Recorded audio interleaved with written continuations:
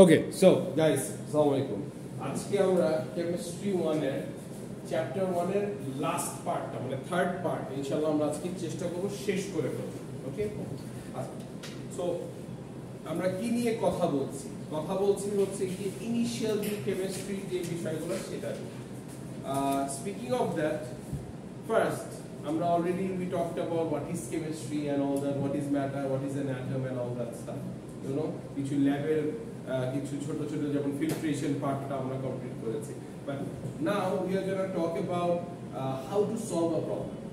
হ্যাঁ, খুব ইজিলি কিভাবে সলভ করা যায়, স্টেপ বাই স্টেপ কিভাবে সলভ করা যায়। We gonna talk about states of matter, then also we gonna talk about measuring stuffs. Okay, so starting off solving a problem. So when a problem comes to you first, আমরা কি চিন্তা করি?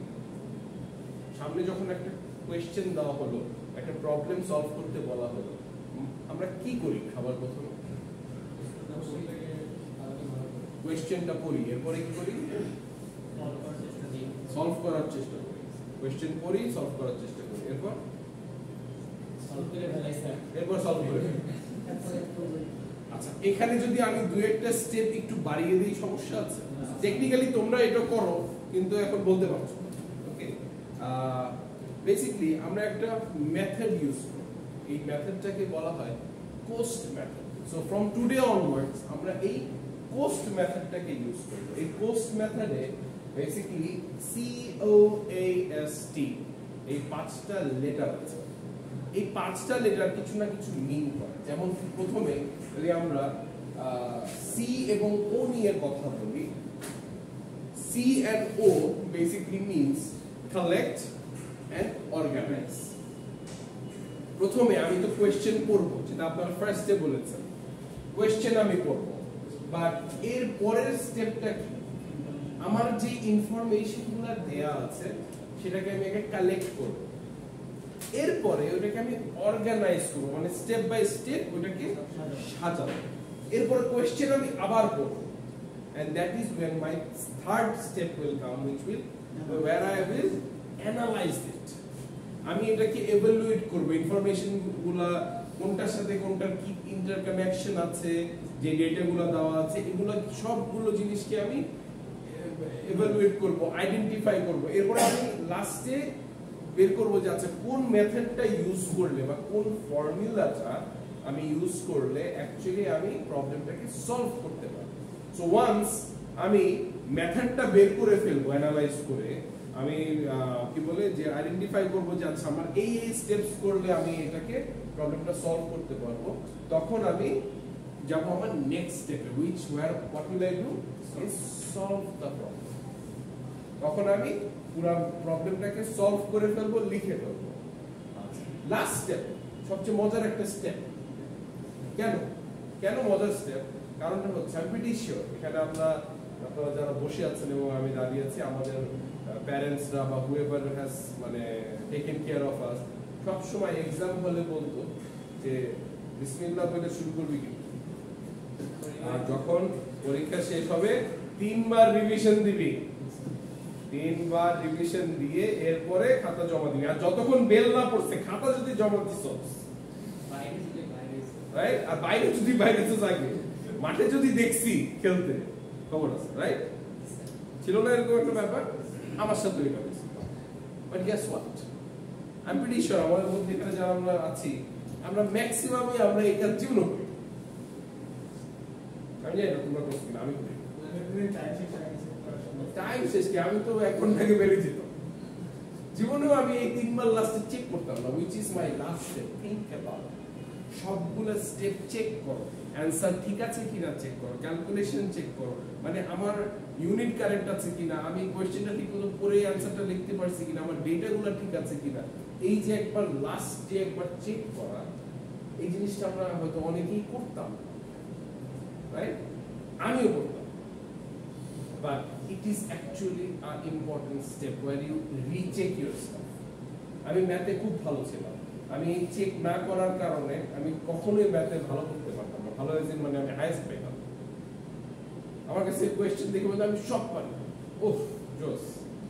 But আমি তো বাসায় এসে আমার math teacher কে আমার স্যার ছিলেন রনি স্যার আইসে বলতাম যে আরে স্যার ফাটাই ফেলছে ঠিক আছে ওমা রেজাল্টের দিন আমার কান্নাকে দেখে জাস্ট বিকজ আমি লাস্টে আবার রিপিট চেক করতাম so yes the last step would be you recheck it you think about it again you look into it যে আমি সব স্টেপগুলো ঠিক আছে কিনা নাম্বারস ঠিক আছে সো আমরা যে কোনো প্রবলেম সলভ করার জন্য এই কোস্ট মেথডটা ইউজ করব okay so collect and organise করব প্রথমে এরপরে আমরা জিনিসটাকে অ্যানালাইজ করব যে কি স্টেপগুলো দিয়ে যাব কিভাবে সলভ করব এরপরে যখন আমি অ্যানালাইজেশন শেষ হয়ে যাবে that is when I will go for solving the problem and once I am done solving it I will recheck it right so এখন যদি একটা প্রবলেমের কথা বলা হয় যেমন একটা এখানে একটা প্রবলেম দেয়া আছে and the problem says which of the following properties of water are chemical and which are physical মানে এখানে চারটা অপশন দেওয়া আছে আপনাদেরকে বলা হচ্ছে যে এখানে কোন কোন অপশন physical properties আর কোন কোন option chemical properties if you remember correctly আমরা লাস্ট ক্লাসে আমাদের physical properties and chemical properties এর definition আমরা কিন্তু করেছি right we talked about it so এখন আমি যদি কোস্ট মেথডটা ইউজ করি সবার প্রথমে আমার কি করতে হবে সবার প্রথমে আমি কালেক্ট এন্ড অর্গানাইজ করব আচ্ছা সো কালেক্ট করার ক্ষেত্রে আমার কি করতে হবে প্রথমে আমার এগুলোকে লিখে ফেলতে হবে বা মানে একটা খাতায় একটা স্পটে লিখে ফেলতে হবে সো আগে আমি কোশ্চেন করব আমার কি বলছে যে এখান থেকে কোনটা কোনটা আমার ফিজিক্যাল প্রপার্টিজ কোনগুলো আমার chemical properties I need to find আচ্ছা এখন আমি এই পয়েন্টস গুলোকে লিখে ফেলব সো ওয়ান্স আমার লেখা ডান মানে আমি কালেক্ট করেছি আমি অর্গানাইজও করে ফেললাম এরপরে আমি কি করব what's my next step my next step is analyze I need to analyze the problem এখন আমার অ্যানালাইজেশন হচ্ছে আমি এটাকে সলভ করব কিভাবে সো আমি জানি যে ফিজিক্যাল প্রপার্টিজটা কি what is physical properties কি এটা খায় না মাথায় যাদের ফরওয়ার্ড করে নির্দিষ্ট স্পেস তখন ওকে যাদের একটা স্পেস আছে বা মানে বডির যে স্ট্রাকচার আছে সেগুলো নিয়ে বেসিক্যালি ফিজিক্যালি তারা দেখতে কেমন তারা শক্ত নরম পানি কি মানে এগুলা হচ্ছে কি তাদের ফিজিক্যাল প্রপার্টিজ রাইট আর আমার কেমিক্যাল প্রপার্টিজ কি হ্যাঁ হচ্ছে তো বলো জোরে বলো ওকে লিকুইড থাকবে বলতে যখন একটা কেমিক্যাল আর একটা কেমিক্যালের সাথে যদি মিক্স হয় তখন এটা যেভাবে রিঅ্যাক্ট করবে এবং সেটাই হচ্ছে কি আমার কেমিক্যাল প্রপার্টিজ যেমন হাইড্রোক্লোরিক অ্যাসিড যদি আমি নাইট্রাইটের সাথে এনি নাইট্রেট এর সাথে যদি আমি মিক্স করি অথবা হাইড্রোজেনকে যদি এনি নাইট্রেটের সাথে মিক্স করি কি হবে এইগুলো কিছু ফ্যাক্টর আছে এই ফ্যাক্টরগুলোকে কেমিক্যাল প্রপার্টিজ বলে সো একটা হচ্ছে কি ফিজিক্যালি আর একটা হচ্ছে কোনটার সাথে কোনটা মিক্স করলে কি হয় সেটা সো আমি অলরেডি অ্যানালাইজ করে ফেলছি যে এই হচ্ছে কি দুইটা ডেফিনিশন এখন আমার কোনটা কোথায় যায় ওটাকে আবার বসাই দিতে হবে রাইট এখন আমার নেক্সট কি to solve the problem so প্রথমটা বলছে water normally freezes at 0 degrees Celsius which is true right পানিকে আমি 0 ডিগ্রি সেলসিয়াস যদি নিয়ে যাই তাহলে ওটা আইস হয়ে যাবে মানে ওটা লিকুইড থেকে সলিড হয়ে যাবে so what is this physical properties না chemical properties physical properties কেন সবাই মিলে কথা বললে আমি কিছুই শুনতে পাই আমরা একজন একজন করে কথা বলি বলেন স্যার আজকে ডক্টর গেছে তো নাকি আজকে সুস্থ আচ্ছা আসিফ নামে কেউ আছে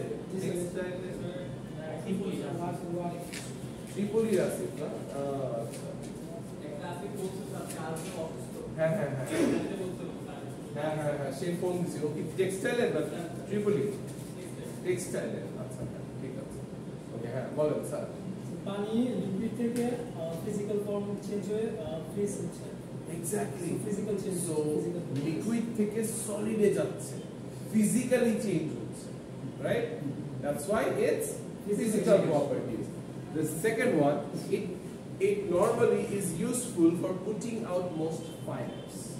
মানে যখন আগুন লাগে, আল্লাহ মাফ করুক, যখন আগুন লাগে তখন আমরা পানি মারি। কেন?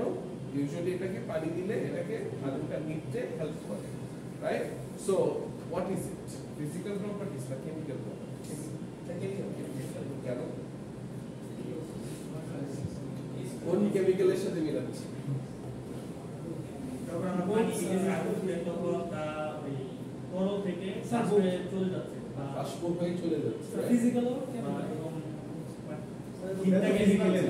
ওর কথা নেই, ও যেটা বলছে সেটা কিন্তু ওটা কি হচ্ছে? গ্যাস হয়ে যাচ্ছে, মানে লিকুইডটা গ্যাস হয়ে উড়ে যাচ্ছে, তাই তো বলছো? পুরা পানি তো আর গ্যাস হবে না, আবার কিছুটা তো হবে। তাহলে কি একটা কেমিক্যাল রিঅ্যাকশন এটা মাত্র আমরা এটা নিয়ে কথা বললাম, স্টেট চেঞ্জ করে ফেলছি, তার মানে ফিজিক্যাল, ঠিক না? তাহলে এখানে কেমিক্যাল আসলো কেমনে? স্যার ফায়ারের সাথে বিক্রিয়া হচ্ছে না। ফায়ার কোনো কেমিক্যাল না, ফায়ার তো শুধু হিট প্রডিউস করছে। টেকনিক্যালি ধরো যদি পানি একটা গ্লাসে একটা পটে পানি যদি আমি হিট করি, ওটা লিকুইড থেকে গ্যাসে চেঞ্জ হচ্ছে, রাইট? মানে এখানে পানি আগুনটাকে বন্ধ করছে পানি, সেটা মেনে নিলাম, মানে এটা এখানে তো কোনো কেমিক্যাল রিঅ্যাকশন হচ্ছে না, হচ্ছে তার মানে কি? It's a physical property. Okay, number 3, as you can see, a cork floats in it but a piece of copper sinks. মানে এটা কি? পানির মধ্যে যদি একটা কর্ক, মানে যেটা একদম একদম ওয়েটলেস কর্ক যদি দিয়ে দাও, ওটা কি করে? পানিতে ভাসতে থাকবে।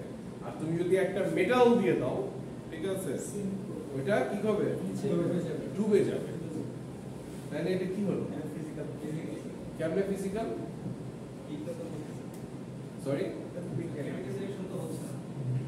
কেমিক্যাল রিঅ্যাকশন হচ্ছে না, বাট ও ফিজিক্যালি যেটা ওয়াটারের ফিজিক্যাল প্রপার্টির মধ্যে এটা পড়ে, যেটা ওয়েট হালকা সেটা ভেসে থাকবে, আর যেটা হচ্ছে মেটাল ওয়েট বেশি পানির থেকে সেটা নিচে চলে যাবে।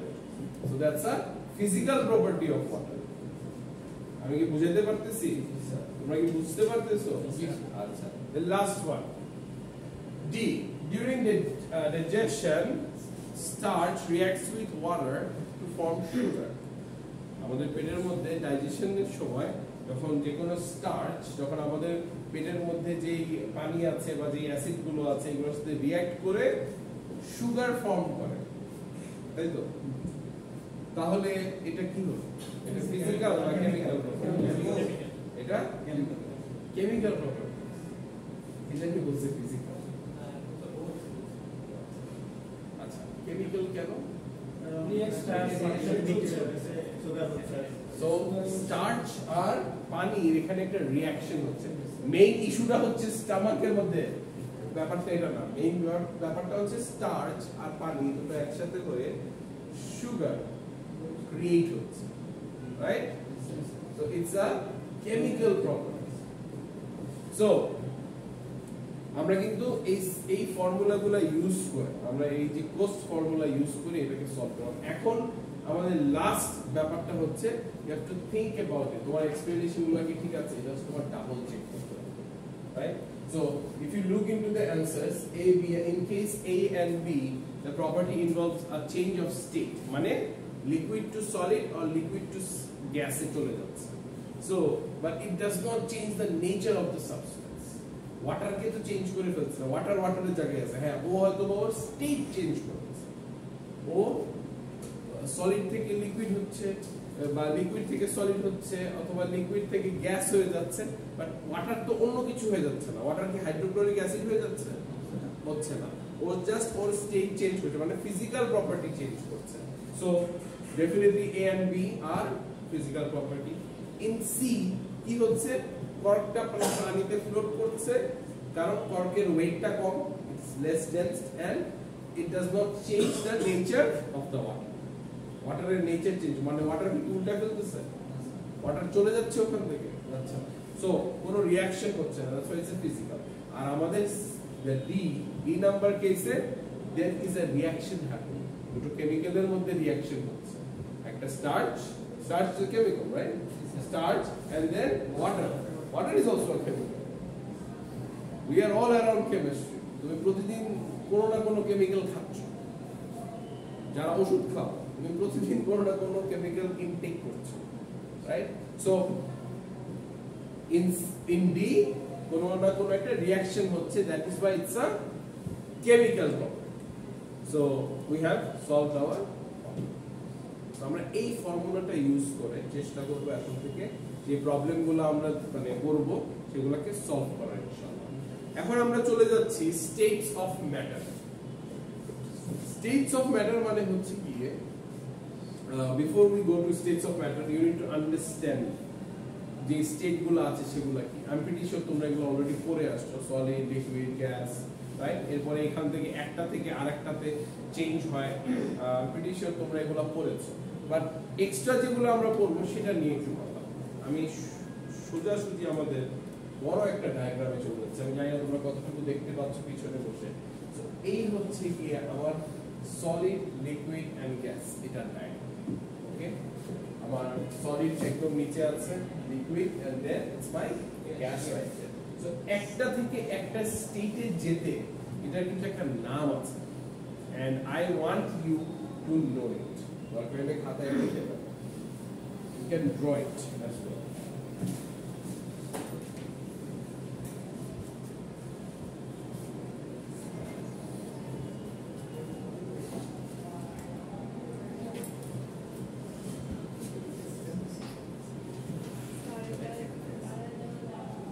কি বানায় দেওয়া যায়?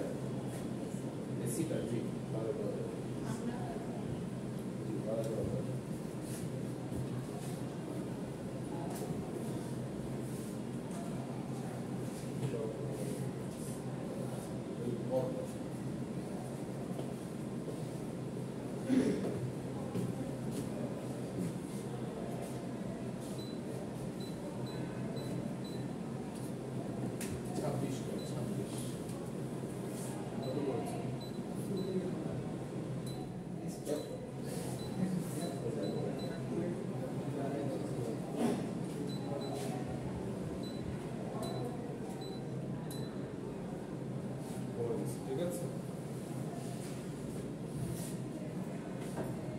আচ্ছা, সো আমার সলিড থেকে আমি যখন লিকুইডে যাই, এই প্রসেসটা বা এই স্টেট চেঞ্জটার নাম হচ্ছে গিয়ে মেল্টিং। এবং আবার আমি লিকুইড থেকে যখন আমি গ্যাসে যাই, এই প্রসেসটার নাম হচ্ছে ভ্যাপোরাইজেশন।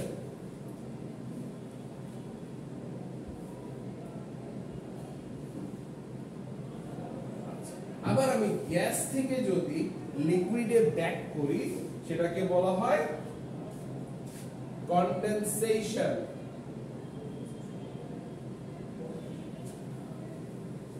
আবার আমি লিকুইড থেকে সলিডে যখন আমি ব্যাক করি আমি এটাকে বলি ফ্রিজিং।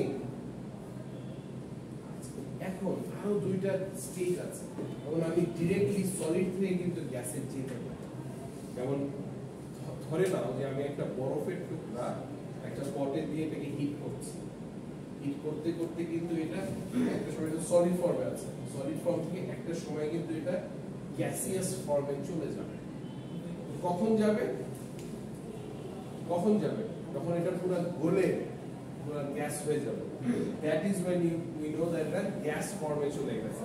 এবং এই প্রসেসটা একটা নাম আছে, এই প্রসেসটার নাম হচ্ছে সাবলাইমেশন। সলিড থেকে আমি গ্যাসে যাচ্ছি ডাইরেক্টলি, ইটস কল্ড সাবলাইমেশন।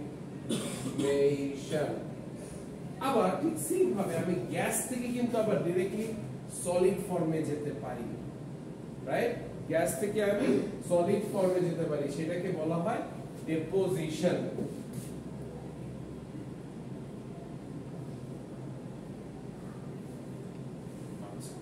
সো আমি সলিড থেকে ডাইরেক্টলি গ্যাসে যেতে পারি, ওটাকে আমি বলি সাবলাইমেশন। আর আমি গ্যাস থেকে ডাইরেক্টলি সলিডে নামতে পারি, সেটাকে আমি বলি ডিপোজিশন। সো এই যে চেঞ্জেস গুলো, এই যে স্টেটস অফ ম্যাটার গুলো, এটা কিন্তু important and I want you to know that. Clear?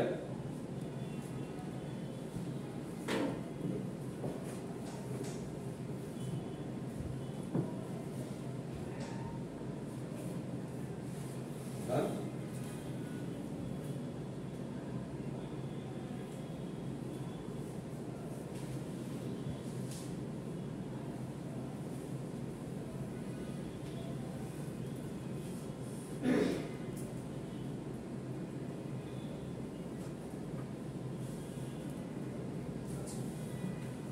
Usually you are going to be engineers, you are science students এবং আমরা যারা সায়েন্সে আছি আমাদের মধ্যে কিন্তু একটা টেন্ডেন্সি আছে রিসার্চ করা, right? Excuse me. Okay, so moving on to the next point, which is scientific method. আচ্ছা, scientific methodটা কি? Since you guys are engineering students অথবা science students, right? Science background. Definitely আমাদের কিন্তু সায়েন্সের স্টুডেন্টদের একটা টেন্ডেন্সি থাকে we want to know, we want to do some research. যে কোনো কিছু আমরা রিসার্চ করি, রাইট? যে কোনো একটা ধরো রিসার্চ করতে গেলে ডেফিনেটলি তোমার কয়েকটা স্টেপ থাকতে হয়, রাইট? তো তার মধ্যে একটা মানে তার মধ্যে যে মেইন স্টেপটা সেটা হচ্ছে একটা সায়েন্টিফিক মেথড আছে। এই মেথডটা ইউজ করতে হবে। তো শুরুতেই সায়েন্টিফিক মেথডটা আসলে কি? ইটস বেসিক্যালি আ মেথড যেটার মাধ্যমে I will try to get the knowledge, I will try to observe and I will also do the experimentation and I will find the results, right? That is basically the step of a scientific method. But আমার first stepটা আসলে আমি কি করি? আমি first step-এ যেটা করি সেটা হচ্ছে গিয়ে আমি একটা hypothesis create করি. What is an hypothesis?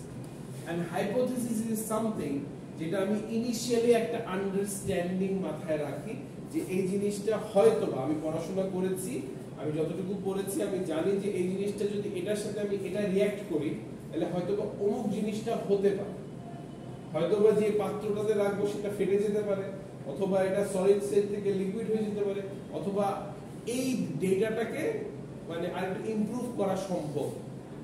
এরকম টাইপের রিসার্চ আমরা ইউজুয়ালি করে থাকি, রাইট? সো হাইপোথেসিস আমরা যেটা করি যে আমরা ইনিশিয়ালি একটা আন্ডারস্ট্যান্ডিং নেই থ্রু আওয়ার ওন নলেজ, এটার সাথে এটা মিলাইলে আমি এটা করতে পারি এবং ওই আইডিয়াটা নিয়ে আমি আমার নেক্সট স্টেপে যাই, which is where I do my experimentation. আমি আমার এক্সপেরিমেন্টেশন, আমার যে নলেজটা আছে নলেজ দিয়ে আমি এক্সপেরিমেন্টটাকে রান আউট করি। এক্সপেরিমেন্টটাকে রান আউট করার সময় তখন আমি দেখি যে কি বলে যে আসলে আমার যে আইডিয়াটা ছিল ওইটা হয়েছে নাকি হয় নাই। যদি হয়ে থাকে তার মানে আমি সেট, আমার আর কোনো কষ্ট নাই। কিন্তু বাই চান্স যদি হয়ে না থাকে, এটা আমরা সায়েন্টিস্টরা, কারণ আমরা যারা সায়েন্স নিয়ে কাজ করি বা যারা আমরা পেপার নিয়ে বা রিসার্চ করি, উই অল আর সায়েন্টিস্ট, যারা আমরা নতুন কিছু বের করার চেষ্টা করি। সো আমরা সায়েন্টিস্টরা একটা চালাকি করি। কি করি আমরা? হাইপোথেসিসে আমি ইনিশিয়ালি যে আইডিয়াটা আমার ছিল সেটাকে আমি যদি আমার মানে আমার আইডিয়াটা ভুল আসে তখন এটাকে আমি চেঞ্জ করি। ইটস আ কাইন্ড অফ মানে লাইন। বাট ইনিশিয়ালি ধরো আমি মনে করছি যে আমি মনে করলাম যে পানি বয়েল করলে গ্যাস হবে না, অন্য কিছু একটা হবে। আমি পানি বয়েল করে দেখলাম যে আসলে তো গ্যাস হচ্ছে। তখন আমি হাইপোথেসিসে লিখছিলাম যে গ্যাস হবে না, অন্য কিছু একটা হবে। আস্তে করে আমি চেঞ্জ করে দেব। আমি চেঞ্জ করে পানি খুব সম্ভবত বয়েল করলে এটা গ্যাস হবে। So that is basically hypothesis. We do that, and that's okay. That's okay to do. That is basically the hypothesis. So এরপরে আমি যেটা করি সেটা হচ্ছে কি আমি সায়েন্টিফিক থিওরি নিয়ে কাজ করি। সায়েন্টিফিক থিওরি মানে হচ্ছে কি it's all about general knowledge. একটা জিনিস খেয়াল করে দেখো, তোমরা যদি কোনো পাবলিশড পেপার পড়ো, পেপার প্রথমে থাকবে একটা অ্যাবস্ট্রাক্ট, প্রথমে টাইটেল থাকবে, অথরদের নাম থাকবে, এরপরে থাকবে অ্যাবস্ট্রাক্ট। এই অ্যাবস্ট্রাক্টটাই হচ্ছে কি আমার hypothesis. Abstract is my hypothesis, যেটাকে আমি একটু চিপা বুদ্ধি করে চেঞ্জ করতে পারি, রাইট? এরপরে আমার চলে আসে হচ্ছে গিয়ে সায়েন্টিফিক থিওরি, অথবা মোস্ট অফ দ্য কেসেস আমরা লিখি ইন্ট্রোডাকশন। ইন্ট্রোডাকশনে আমরা যত ধরনের জেনারেল নলেজগুলো আছে এই টপিকটার বিষয় সব কিছু আমরা লিখি, রাইট? লিখে এরপরে আমরা নেক্সট স্টেপে চলে যাই হচ্ছে কি আমাদের এক্সপেরিমেন্টেশনে, ওইটা নিয়ে লিখি। এরপরে আমি এক্সপেরিমেন্ট করার পর ডেফিনেটলি আমি কোনো না কোনো রেজাল্ট পাইলাম, আমি আমার রেজাল্টগুলোকে ইম্প্রুভ করি। নেক্সট আমি এটা নিয়ে ডিসকাস করি আসলে এই রেজাল্টগুলো কি বোঝাচ্ছে, রাইট? এই রেজাল্ট যে পাইলাম যে হ্যাঁ পানি বয়েল করলে গ্যাস হয়, এটা যে পাইলাম এটা মানে কিভাবে আসলো, কেন হলো, এটার একটা এক্সপ্লেনেশন আমার দিতে হয়। এবং লাস্ট সবার শেষে আমি উই গো ফর কনক্লুশন। কনক্লুশনে আমি কি বলি যে না ঠিক আছে, আমি যে এক্সপেরিমেন্টটা করছি এক্সপেরিমেন্টটাতে আমি আসলেই দেখলাম পানি বয়েল করলে গ্যাস হয়। সো এই হচ্ছে গিয়ে টোটাল একটা সায়েন্টিফিক মেথড বা যে কোনো একটা রিসার্চ করার system. Does that make sense? And এটা আমরা কেমিস্ট্রিতে অলওয়েজ করে থাকি। Moving on to numbers. We are going to talk about some of the numbers here. Okay? Measurement যখন আমরা করি, the most sorry আমার এখানে একটু ঝামেলা হয়ে গেছে স্লাইডে।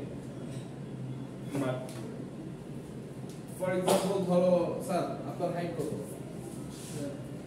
আপনি বসেন দাঁড়াবেন না, বলেন হাইট কত আপনার? আবার 5 ফুট 6 ইঞ্চি। কত মেয়ে বলতেছি না, বসো না। 5 ফিট 6 ইঞ্চি। সো ও বলেছে ওর হাইটটা হচ্ছে গিয়ে 5 ফিট 6 ইঞ্চি। ও যদি কোনো কারণে বলতো ওর হাইটটা হচ্ছে গিয়ে 5-6, আপনি বুঝতেন? হয়তো আপনার একটা আইডিয়া আছে দেখলে যে হাইট মনে হয় ফিট অথবা ইঞ্চেস। আর আপনি যখন ধরেন অন্য একটা দেশে যাবেন, কিছু কিছু দেশে আছে ওরা সেন্টিমিটারে ক্যালকুলেট করে, কিছু কিছু দেশে ওরা মিটারে ক্যালকুলেট করে। আপনি কি জানেন? জানেন না। সো তার মানে হচ্ছে গিয়ে এই যে 5 ফিট and 6 inches, এই যে দুইটা ইউনিট, এই ইউনিট গুলা very important. Is that clear? তার মানে যে কোনো একটা নাম্বার যখন আমি বলবো, যে কোনো একটা মেজারমেন্ট আমি যখন বলবো, I have to mention the measure units. যদি আমি ইউনিট না করি তাহলে আমি বুঝবোই না যে আমি কি নিয়ে কথা বলছি, right? So from today onwards আপনারা কি বলে যে টুডে অনওয়ার্ডস আপনারা যত ক্যালকুলেশন করবেন, যা যা করবেন, মেক শিওর করবেন প্রতিটা ক্যালকুলেশনে যাতে আমার ইউনিটটা থাকে। যদি আমার ইউনিট না থাকে আই এম সরি, ওটা থেকে তো মার্ক পাবেন না। আমি কি বুঝাতে পারছি? So the most important thing is unit. So whenever we will do a calculation, we will make sure that we put the unit on it. আচ্ছা, কিছু কনভার্সন আছে, কিছু ছোট ছোট কনভার্সন। এই কনভার্সন গুলো I want you to know them, ঠিক আছে? যেমন আমি যদি এই ম্যাসের কথাই চিন্তা করি, মানে ওয়েট, রাইট? ওয়েটকে কিন্তু অনেক ভাবে কিন্তু মেজার করা যায়। যেমন আমি কিলোগ্রামে ইউজুয়ালি আমরা ওয়েট করি, আবার আমরা টান, অনেক বড় বড় যে কিলোগ্রাম মানে নাম্বার হয় সেটাকে আমরা টান, যেমন 1000 টানে, সরি 1000 কিলোগ্রামে 1 টান। সো কিলোগ্রাম থেকে আবার আমি কি পাউন্ডসে কনভার্ট করতে পারি, আবার কিলোগ্রাম থেকে কি আমি আবার গ্রামসে কনভার্ট করতে পারি। সো এই যে কনভার্সনগুলো, এই কনভার্সনগুলো আপনাদের কিছু কিছু জানতে হবে। যেমন 1 kilogram equals to 2.2 pounds. You need to know this conversion. Abar pound, 1 pound equals 0.45 kilogram. এই যে কনভার্সন গুলো কিছু কিছু আপনাদের জানতে হবে। যেমন মিটার থেকে ইয়ার্ড, অথবা মিটার থেকে কি বলে ইঞ্চেস, অথবা ফুট থেকে মিটার, ইঞ্চেস থেকে সেন্টিমিটার। এই যে কিছু কিছু কনভার্সন এখানে দেয়া আছে, এই কনভার্সন গুলো আপনাদের কিছু কিছু জানতে হবে। এটা আসলে আলাদা করে শিখা দেওয়ার কিছু নেই। Once the slide will be uploaded, you can see them, you know.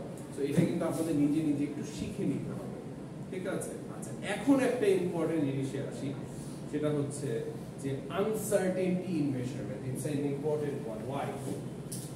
আমি জানি না আপনারা এই বিষয়ে জানেন কিনা, রাইট? আমরা যখন বাজারে সবজি কিনতে যাই, সবজি কিনতে যখন যাই তখন দেখি যে একটা মেজারমেন্ট একটা ইয়া আছে ওনার কাছে, মানে যে বিক্রি করে তার কাছে, না?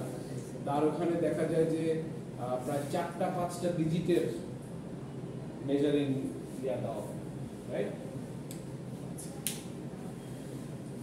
জানতেন কিনা জানি না, বাট আজকে থেকে সবসময় মনে রাখবেন প্রতিটা মেজারিং মানে ইয়াতে কি বলে ওয়েইং ব্যালেন্সে মাথায় রাখবেন এটার লাস্টের যে ডিজিটটা থাকবে সব সময় মনে রাখবেন it is a very uncertain number.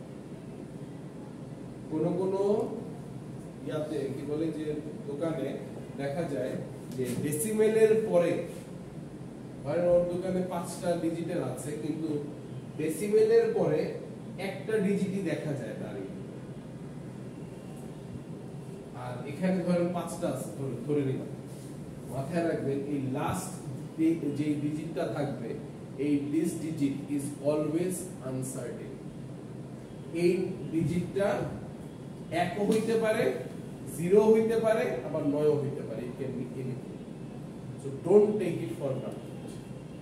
এই লাস্টের ডিজিটটা ভেরি ক্রুশাল। যেমন ফর এক্সাম্পল এই ব্যালেন্সটা মানে দুটোই হচ্ছে কি নিকেল দিয়েছে, সেম ওয়েট হবে। সো নিকেলের ওয়েটে এইটা যেমন 3 ডিজিটের, লাস্টের ডিজিটটা 3, এটা কিন্তু আনসার্টেন। আমরা কিন্তু বলতে পারি না যে এটা 3 হয়েছে, এটা কম হইতে পারে, এটা বেশিও হতে পারে। যখন আমি আবার 5টা ইয়াতে যাই, ডিজিটে যাই, আবার এখানে আবার আমার ডেসিমেল প্লেসে 5টা আছে, তখন আমার মাথায় রাখতে হবে, দেখতে হবে যে আমার লাস্টের যে ডিজিটটা সেইটা আনসার, মানে লাস্টে এখানে আবার 1 আছে, কিন্তু দুইটাই কিন্তু সেম, ঠিক না? কিন্তু আমার এখানে 2.53 এভারেজ করে দিয়ে দিছে, আর এখানে আমাকে এক্সাক্ট যে নাম্বারটা 2.5271, তার মানে কি আমার অরিজিনাল নিকেলের ওয়েট হচ্ছে 2.5271 গ্রামস, whereas ও আমাকে 2.53 দিচ্ছে। তার মানে কি আমার এই যে 3টা, it is an uncertain number. এই 3টা কিন্তু 3 হয় না, এটা কিন্তু 2। সো এটাকে রাউন্ড অফ করে এই ব্যালেন্সটা 3 দিয়ে দিয়ে দিল। So the last digit of a number, specially যে কোনো কিছু আমি যখন ওয়ে করছি, it will always be a uncertain number. Clear? So একটা এক্সাম্পল হিসাবে এভাবে লিখে রাখেন, ধরেন 5.27 আর 5.2689. Always know that this number is always uncertain. Also, this number is always uncertain.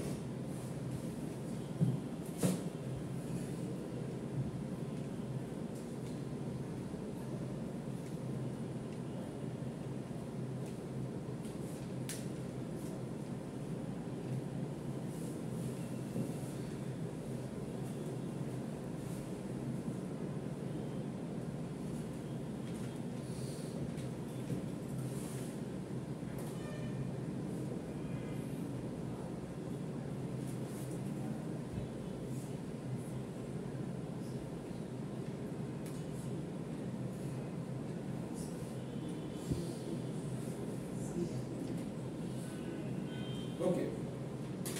Moving on to significant figure. What is a significant figure?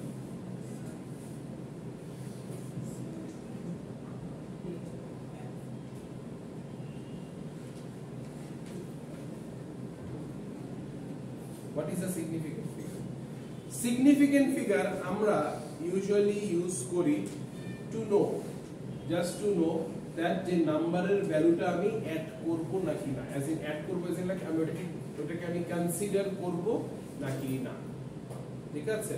যে একটা নাম্বারের মধ্যে, যেমন এই নাম্বারের মধ্যে কয়টা ডিজিট সিগনিফিকেন্ট আর কয়টা ডিজিট সিগনিফিকেন্ট না, কোন কোন নাম্বারগুলোকে আমি বলবো না ঠিক আছে এই নাম্বারগুলোর ভ্যালু আছে, কোন এটার কয়টা ভ্যালু আছে, কয়টা ভ্যালুকে আমি সিগনিফিকেন্ট বা ভ্যালু দিব, আর এটার কয়টা ভ্যালু নাম্বারকে আমি ভ্যালু দিব, সেটার উপর ডিপেন্ড করবে। আমার যত বেশি সিগনিফিকেন্ট ফিগার হবে বুঝতে হবে যে সেই নাম্বারটার ভ্যালু অনেক বেশি। যেমন আমি আনসার্টিনিটি দিয়ে কিন্তু দেখতে পাচ্ছি, যেমন আমি এখানে 3 ডিজিটের নাম্বার পাইছি, আমার লাস্টের 3 নাম্বার ডিজিট এখানে আনসার্টেন, ওয়্যারএজ আমি এখানে 5 ডিজিটের পাইছি, তার মানে আমার এখানে 3 নাম্বার ডিজিটটা কিন্তু অ্যাকুরেট আছে, মানে সিগনিফিকেন্ট আছে, কিন্তু আমার 5 নাম্বার ডিজিটটা একটু আনসার্টেন আছে। এটা 9ও হইতে পারে, 8ও হইতে পারে, আবার 16ও হইতে পারে, it can B any, right? আমি কি বুঝাতে পারছি? সো সিগনিফিকেন্ট ফিগার মানে হচ্ছে যে আমি কোনগুলোকে আমি কনসিডার করব, রাইট? সিগনিফিকেন্ট ফিগারে আবার বেশ কিছু রুল আছে, এই রুলগুলো আবার খুব বেশি ইম্পর্টেন্ট, রাইট?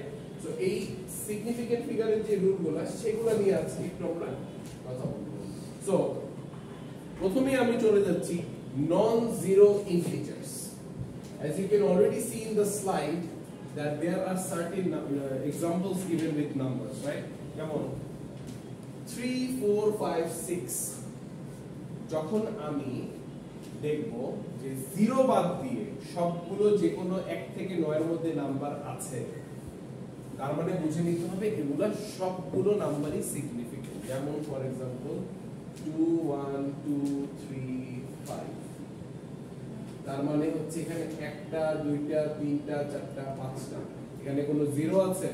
কোনো কিছু নেই। তার মানে আমি যখন দেখব সবগুলা ইন্টিজারস নন জিরো, সবগুলা ইন্টিজার 1 থেকে 9 এর মধ্যে নাম্বারসগুলো এক একটা লেটার এভাবে করা আছে, that is when I will have to understand that এখানে সবগুলো নাম্বারকে আমি ভ্যালু দিব, সবগুলো নাম্বারকে আমি সিগনিফিকেন্ট হিসাবে কনসিডার করব। তার মানে এখানে কয়টা ডিজিট আছে? তাহলে আমার কয়টা সিগনিফিকেন্ট ফিগার এখানে? 5 significant, রাইট? আবার আরেকটা एग्जांपल যদি দেই,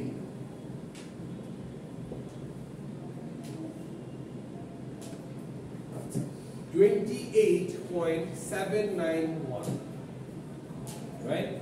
28.791, এখানে কোনো 0 আছে? এখানে একটা ডেসিমাল প্লেস আছে, ঝামেলা হয়ে গেল না? এটা কোনো ঝামেলা না।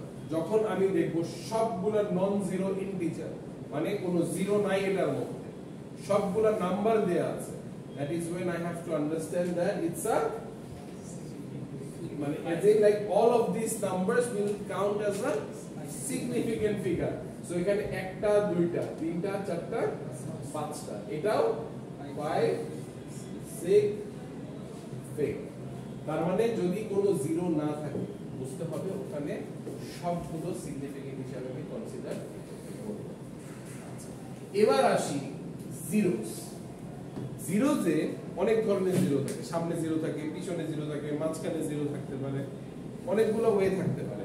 এখন আমি এখান থেকে যদি প্রথমে কথা বলি লিডিং জিরোস।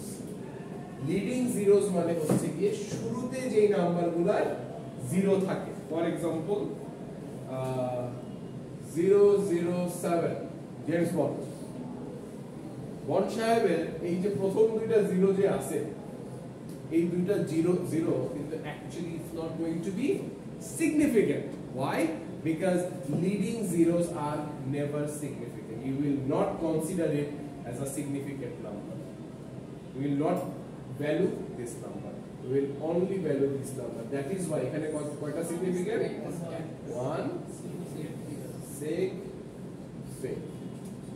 এখানে যদি আবার নাম্বার এমন হয় 0.712, তাহলে এখানে কয়টা সিগনিফিকেন্ট হবে? 3। কেন? কোন না 1 2 3 4 0 কাউন্ট হবে না। কেন? Leading zero, because it's a leading zero, তাই আমি কনসিডার করব এখানে 3 সিগনিফিকেন্ট ফিগার। এখন যদি আমি আসি ট্রেইলিং জিরো নিয়ে, এটা কিন্তু একটু কমপ্লিকেটেড, মাথায় রাখুন।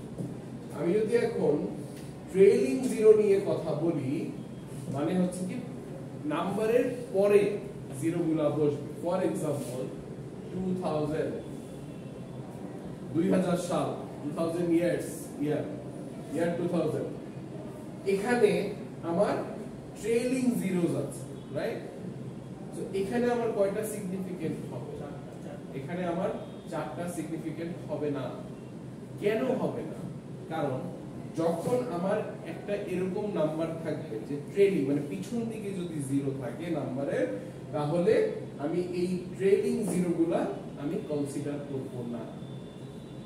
তখন আমার শুধুমাত্র একটা ওয়ান সিগফিগকে আমি কনসিডার করব। কারণ কি? কারণটা হচ্ছে আমার trailing zero R not significant.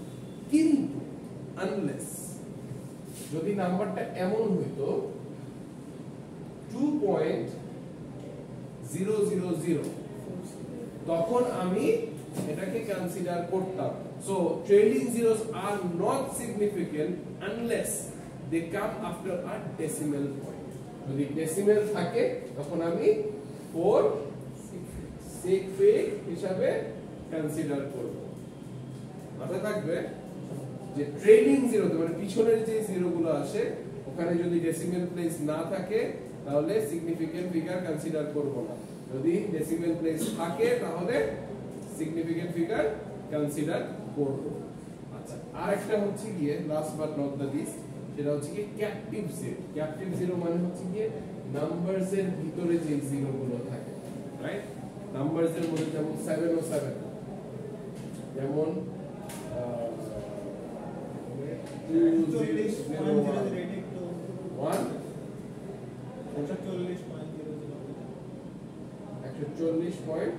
140.00 মানে আমরা ট্রেলিং জিরো নিয়ে কথা বলছি। আচ্ছা, ট্রেলিং জিরোতে আমার সবগুলোকে আমি সিগনিফিকেন্ট হিসাবে কনসিডার করব। কারণ যখন একটা ডেসিমাল প্লেস থাকে ইউজুয়ালি নাম্বারগুলো আরেকটু ভেরিফাইড। হ্যাঁ, ডেসিমালের পরে সিগনিফিকেন্ট, বাট ডেসিমালের আগে সিগনিফিকেন্ট না, কিন্তু এখানে তো না না, ডেসিমেলের আগেও সিগনিফিকেন্ট থাকবে। কারণ হচ্ছে ডেসিমেল থাকলেই সব সিগনিফিকেন্ট থাকবে। যদি ডেসিমেলটা না থাকতো তাহলে শুধু এই দুটো সিগনিফিকেন্ট হিসাবে আমাদের যে they come after a decimal point, unless trading zeros are not significant unless they come after মানে ট্রেডিং জিরোস যত সিগনিফিকেন্ট হবে শুধুমাত্র তখনই যখন একটা ডেসিমাল প্লেসের পরে আসে।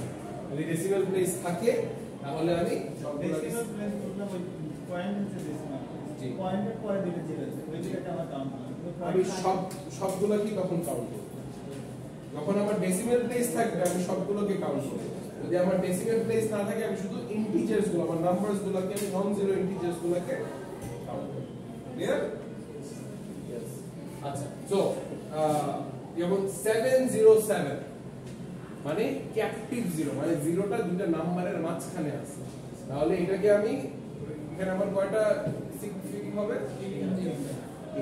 3 2001 2 এবং 1 এর মাঝখানে জিরো আছে, তাহলে 4টা। কিন্তু যদি এই নাম্বারটা থাকে 240 তাহলে কয়টা? দুইটা কেন? জিরো ট্রেলিং জিরো আছে, এই কারণে দুইটা সিগনিফিকেন্ট ফিগার। কারণ এখানে কোনো ডেসিমাল প্লেস নাই। কিন্তু যদি এটা এমন হতো তাহলে তিনটা সিগনিফিকেন্ট, কারণ ডেসিমাল প্লেসের পরে জিরো আছে, সো এটা সিগনিফিকেন্ট হিসেবে কাউন্ট হবে। So these are some of the rules of significant figure. একটা মিনিট সময় নাও, এই চারটা নাম্বার একটু করার চেষ্টা করো।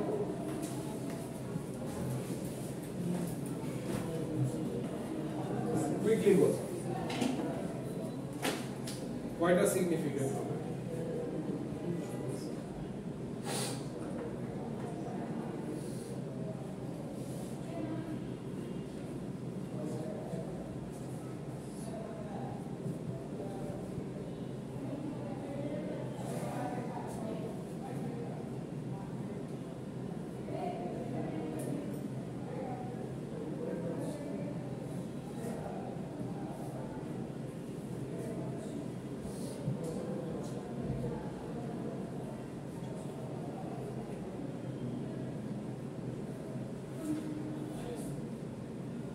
Done?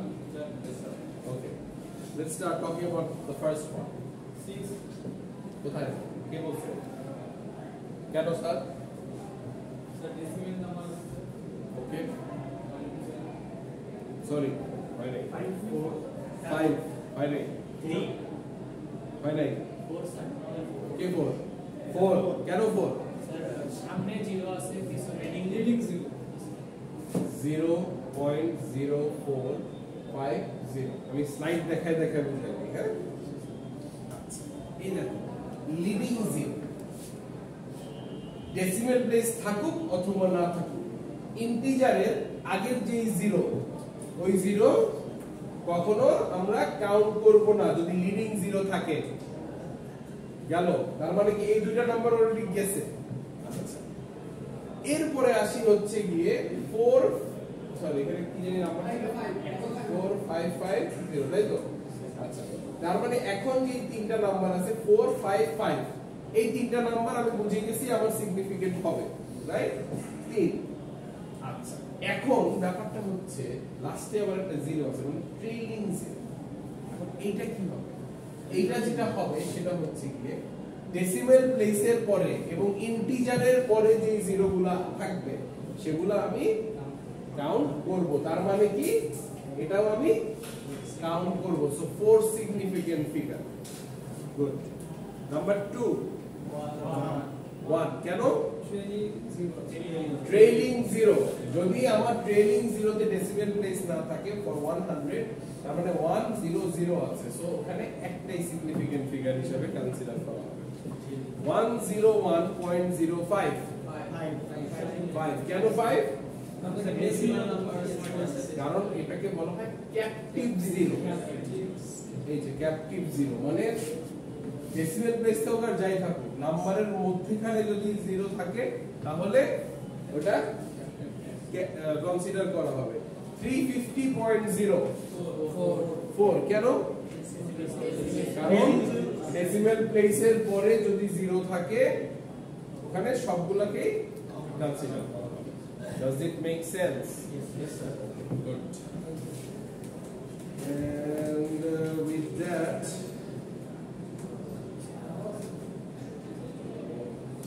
এখানে কিছু কনভার্সন আছে আমি তোমাদেরকে স্লাইড দিয়ে দিলে একটু বাসায় প্র্যাকটিস করো ওকে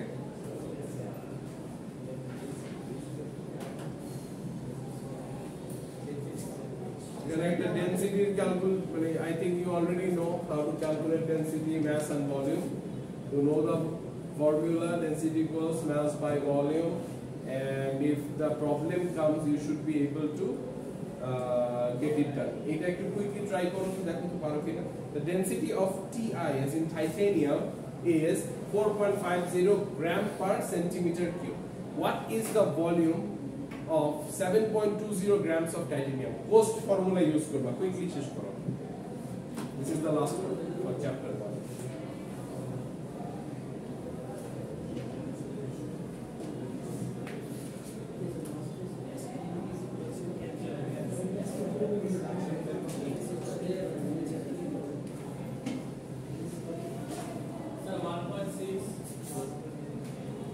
1.6 পোস্ট ফর্মুলা ইউজ করেছো আচ্ছা আমরা একসাথে করি হ্যাঁ সো আমার মানে আমার স্টেপগুলো কি সবার প্রথমে আমি কোস্টের সি এন্ড ও ফলো করব প্রথমে আমি কালেক্ট করব আমার কাছে কি কি আছে মানে আমার কাছে প্রথমে আমি জানি এটা টাইটেনিয়াম রাইট আচ্ছা এরপরে আমাকে বলা হয়েছে এটা ডেনসিটিটা বলা হয়েছে তো ডেনসিটি ইকুয়ালস 4.50 গ্রামস পার সেন্টিমিটার কিউব এরপরে আমাকে দেওয়া হয়েছে 7.20 গ্রামস সো আমি এখানে কিন্তু বলে নাই ম্যাস বাট আমি ইউনিট দেখে বুঝে ফেলতে পারতেছি যে এটা ম্যাস বাট ইউনিট যদি না দিত বুঝতাম না সো এটা ইনভ্যালিড হয়ে যেত সো ম্যাসটা হচ্ছে 7.20 গ্রামস এখন আমার কাছে চাচ্ছেটা কি আমার কাছে চাচ্ছে হচ্ছে ভলিউম সো আমি সবকিছু সেটআপ করেছি এখন আমার নেক্সট স্টেপটা কি আমি কালেক্ট এন্ড অর্গানাইজ করেছি এবার আমি অ্যানালাইজ করব তার মানে আমার এখন বের করতে হবে ভলিউম